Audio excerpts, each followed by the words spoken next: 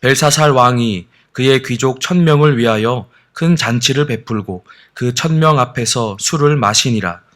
벨사살이 술을 마실 때에 명하여 그의 부친 느부갓네살이 예루살렘 성전에서 탈취하여 온 금 은 그릇을 가져오라 명하였으니 이는 왕과 귀족들과 왕후들과 후궁들이 다 그것으로 마시려 함이었더라. 이에 예루살렘 하나님의 전 성소 중에서 탈취하여 온 금 그릇을 가져오매 왕이 그 귀족들과 왕후들과 후궁들과 더불어 그것으로 마시더라. 그들이 술을 마시고는 그 금, 은, 구리, 쇠, 나무, 돌로 만든 신들을 찬양하니라. 그때에 사람의 손가락들이 나타나서 왕궁 촛대 맞은편 석회벽에 글자를 쓰는데 왕이 그 글자 쓰는 손가락을 본지라. 이에 왕의 즐기던 얼굴빛이 변하고 그 생각이 번민하여 넓적다리 마디가 녹는 듯하고 그의 무릎이 서로 부딪힌지라. 왕이 크게 소리질러 술객과 갈대아 술사와 점쟁이를 불러오게 하고 바벨론의 지혜자들에게 말하되 누구를 막론하고 이 글자를 읽고 그 해석을 내게 보이면 자주색 옷을 입히고 금사슬을 그의 목에 걸어주리니 그를 나라의 셋째 통치자로 삼으리라 하니라. 그때 왕의 지혜자가 다 들어왔으나 능히 그 글자를 읽지 못하며 그 해석을 왕께 알려주지 못하는지라. 그러므로 벨사살 왕이 크게 번민하여 그의 얼굴빛이 변하였고 귀족들도 다 놀라니라. 왕비가 왕과 그 귀족들의 말로 말미암아 잔치하는 궁에 들어왔더니 이에 말하여 이르되 왕이여 만수무강하옵소서. 왕의 생각을 번민하게 하지 말며 얼굴빛을 변할 것도 아니니이다. 왕의 나라에 거룩한 신들의 영이 있는 사람이 있으니 곧 왕의 부친 때에 있던 자로서 명철과 총명과 지혜가 신들의 지혜와 같은 자니이다. 왕의 부친 느부갓네살 왕이 그를 세워 박수와 술객과 갈대아 술사와 점쟁이의 어른들 삼으셨으니 왕이 벨드사살이라 이름하는 이 다니엘은 마음이 민첩하고 지식과 총명이 있어 능히 꿈을 해석하며 은밀한 말을 밝히며 의문을 풀 수 있었나이다. 이제 다니엘을 부르소서. 그리하시면 그가 그 해석을 알려드리리이다 하니라. 이에 다니엘이 부름을 받아 왕의 앞에 나오매 왕이 다니엘에게 말하되 내가 나의 부왕이 유다에서 사로잡아온 유다 자손 중에 그 다니엘이냐. 내가 내게 대하여 들은즉 내 안에는 신들의 영이 있으므로 내가 명철과 총명과 비상한 지혜가 있다 하도다.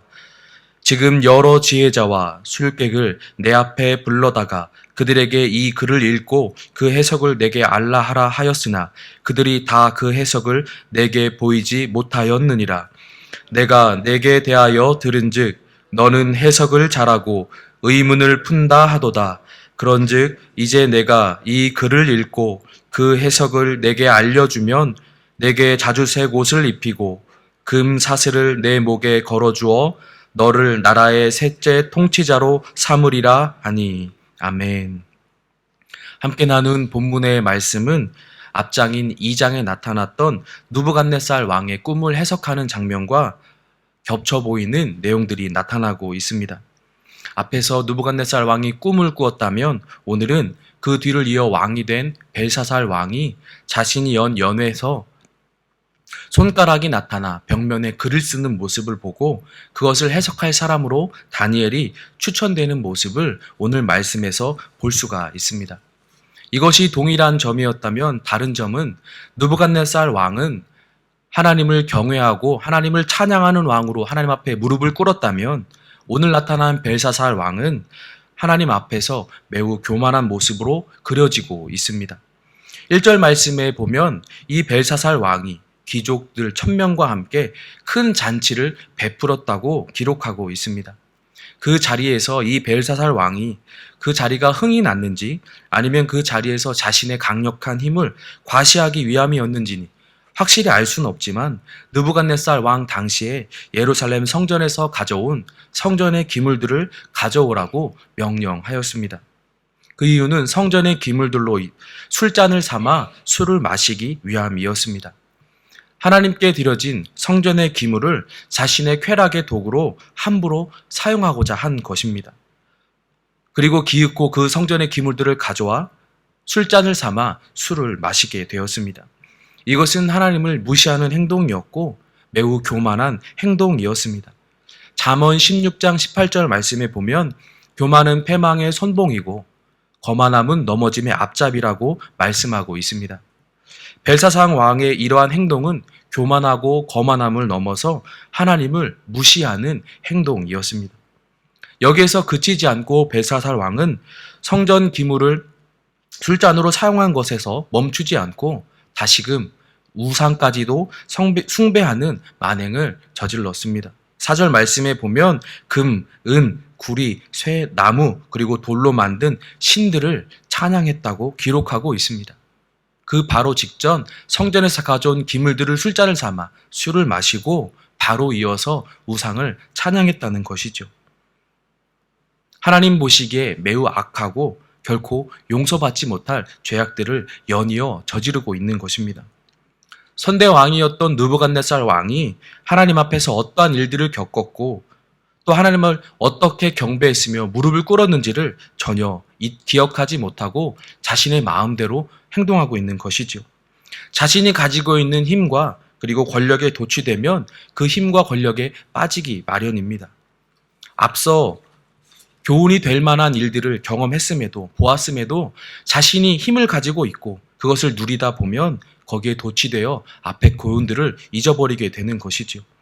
세상은 이러한 힘과 권력이 그리고 또한 물질이 주는 달콤함이 최고의 가치라고 우리들에게 말하는 것과 다르지 않습니다. 이것들과 함께하고 이것들에게 도취되면 결국 우리는 하나님을 무시하게 되고 교만함으로 패망에 이르게 되기 때문입니다. 이러한 상황 가운데 하나님께서는 가만히 계시지 않았습니다. 많은 자들이 흥에 겨워하는 그 자리에 손가락들이 나타나서 왕궁 벽면에 글을 쓰기 시작하였습니다. 이 모습을 본 한창 흥에 겨웠던 벨사살 왕은 순식간에 두려움과 공포에 휩싸여 버렸습니다. 공황 상태에 빠진 벨사살의 반응은 성경은 6절 말씀을 통해서 자세하게 기록하고 있습니다. 한껏 즐기던 얼굴빛이 변하고 생각이 많아 번민하게 되고 넓적다리 마디가 녹는 듯하고 무릎이 서로 부딪혔다고 기록하고 있습니다. 쉽게 생각하면 얼굴이 사색이 되었고 벌벌 떨고 있다는 상황인 것입니다.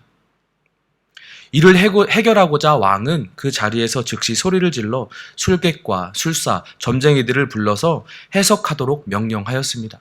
그리고 해석하면 이 나라에서 세 번째 권력자로 올려주겠다고까지 말하였지만 아무도 해석하지 못하였습니다.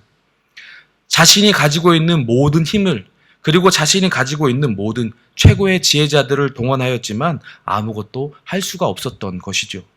세상은 이처럼 화려해 보이고 강대해 보이지만 결국 하나님 앞에서는 아무것도 할 수 없음을 오늘 말씀은 우리에게 알려주고 있습니다. 벨사살은 자신이 왕으로서 모든 것의 주인으로 마음대로 할 수 있다고 생각하였지만 실상은 하나님 앞에서 얼굴빛이 변하고 벌벌 떨 수밖에 없는 피조물에 불과한 것이었습니다. 우리가 하나님의 자녀로서 이 세상을 향하여 나아가며 살 때 누구를 신뢰해야 하고 또한 어떻게 살아야 하는지를 다시 한번 기억하고 확인할 수 있는 말씀입니다. 우리는 하나님의 말씀, 하나님의 법 외에는 두려워할 것이 없는 줄 믿습니다. 하나님의 말씀에 불순종하는 것을 두려워해야지 하나님 앞에서 벌벌 떨 수밖에 없는 세상을 향하여 두려워해서는 안 된다는 것입니다. 익히 잘 알고 기억하고 있는 사실이지만 우리는 삶의 현장에서 그렇지 못할 때가 많이 있습니다. 그래서 우리는 때로는 타협하기도 하고 때로는 도망치기도 하고 때로는 그들과 함께 협력하기도 합니다. 우리는 이러한 삶들을 깨어서 경계해야 합니다. 경계해야 될 이유로 첫 번째는 하나님의 살아계심과 그분의 통치하심을 신뢰하지 못하는 행동이기에 우리는 경계해야 합니다.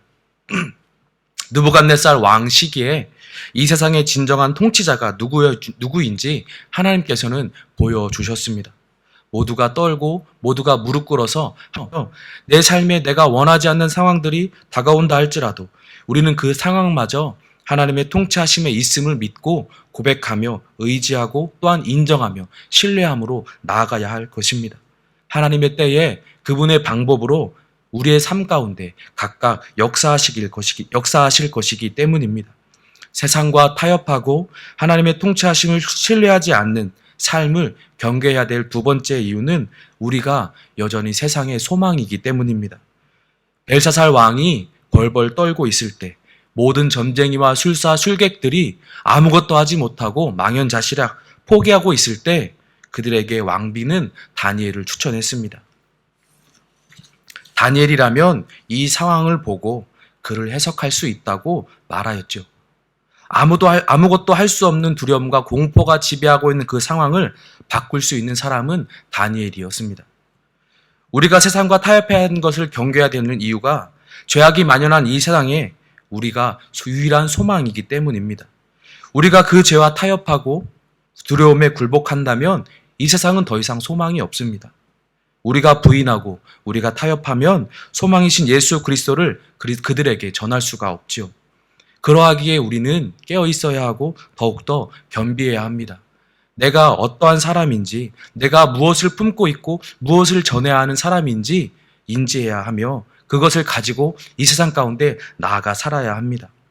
사랑하는 귀한 광명교회 성도님들, 이 시대에 살아가면서 소망을 전하는 귀한 삶으로 쓰임받는 은혜가 있으시기를 예수님의 이름으로 소망합니다. 세상이 어렵고 두렵고 썩어져가고 더럽고 추악해 보인다 할지라도 내가 그것에 편승하면 나 또한 그렇게 될 수밖에 없습니다. 그러나 내가 그들 가운데 소망임을 인지하고 하나님을 의지하며 그분의 통치하심을 신뢰하며 나아간다면 우리는 죄에 빠져 죽어가는 영혼들 가운데 유일한 소망이 될 것이고 그 소망이 그들을 구원에 이르게 할 것입니다. 그런 성도가 그리고 그런 광명교회가 되어 우리 하나님 앞에 쓰임받는 귀한 성도들과 우리 교회가 될 수 있기를 다시 한번 예수님의 이름으로 축원합니다. 기도하겠습니다. 우리의 삶의 주관자가 되시는 하나님, 우리의 모든 삶이 하나님 앞에서 겸손한 삶이 되기를 이 시간 간절히 소망합니다. 또한 소망이신 예수 그리스도를 세상 가운데 전하는 우리의 삶이 되기를 간절히 소망합니다. 우리와 함께 하시는 성령 하나님, 우리를 인도하여 주셔서 겸손하게 하시고 그로 말미암아 소망을 전하는 삶을 살아가게 하여 주시옵소서.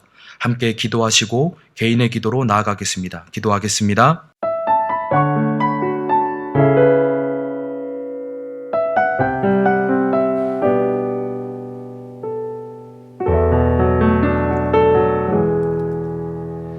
예수 나의 좋은 치료자,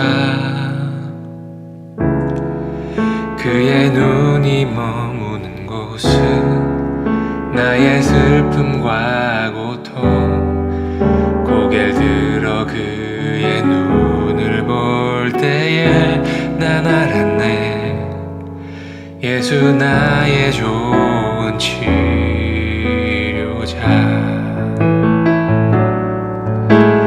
예수 나의 좋은 치료자, 그의 손길이 닿는 곳은 나의 상처와